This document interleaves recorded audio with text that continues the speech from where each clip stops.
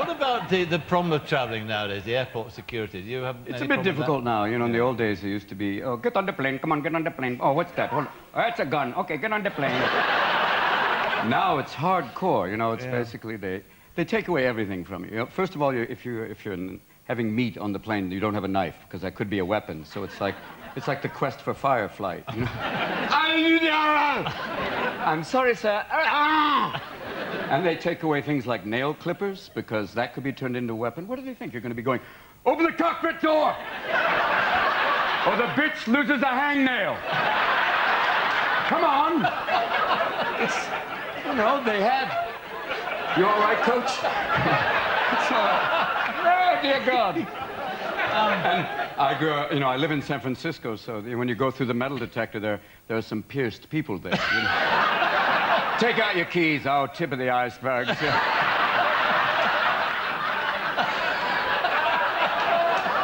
know, it's a bizarre thing. You know? When you see a girl with a pierced tongue, I asked this girl, I said, why did you pierce your tongue? And she said, it increases the sexual stimulation.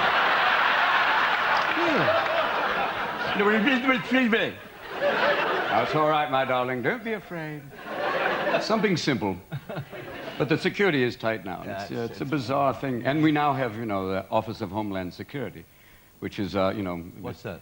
Well, it's basically in America, it's to watch over and warn us when things bad are going to happen. Because every so often, Rumsfeld comes out and goes, I don't know where, I don't know when, but something awful is going to happen. That's all for today, no further questions. It's like, what is it, the Central Intuitive Agency? I'm getting a feeling of a man wearing a shoe that hisses. And well, all they've learned so far is what the FBI can share with us is beware of people who take flight school and are interested in takeoff and landing. Number one. Number two, anyone who gets on a plane with a shoe that goes, warning, warning, you over there. And now people are wide awake on it. Used to be on the, you know, the red-eye flight. They would get on the plane, take whatever medication they couldn't, wake up in Russia going, this isn't Cleveland. And now they basically, everyone's wide awake looking for anyone ordering hummus. You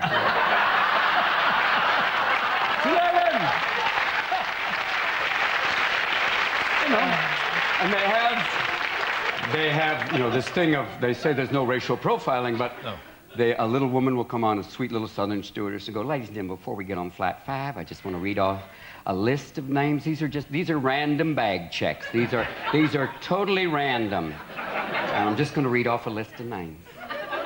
Hassan bin Singh. Havam bin Leh. Judy Smith. 14 Arabs and a blonde, and every black man and every Hispanic man in the room is going, thank you, God. We're off the list now, sweet Lord Almighty. Gone away now.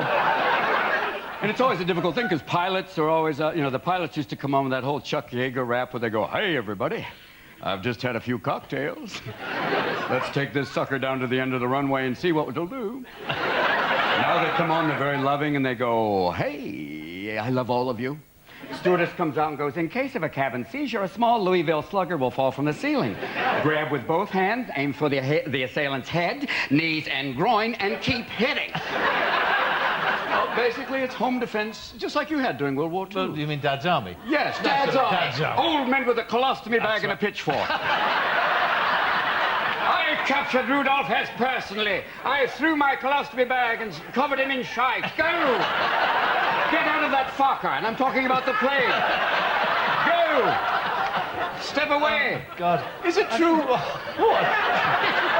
Is it true that Winston Churchill was sometimes so drunk that they had a guy from the BBC do some of his favorite speeches? That's apparently really? Been reported. Really? That's wonderful. The guy who did Winnie the Pooh. That's so he was going, we will fight him on the beaches, in the air, on the land.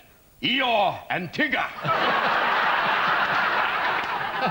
But God bless her, you have Tony Blair now, sir. Yeah, we do. God bless. Indeed. And you are President Bush. Yes. Oh. Let's drink a full one. Oh, there. A mighty man.